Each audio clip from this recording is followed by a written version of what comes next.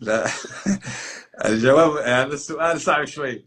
شيخ عبد الله، لكن هو 1712 ماشي. هي عدد آيات السور المدنية، هي 1712.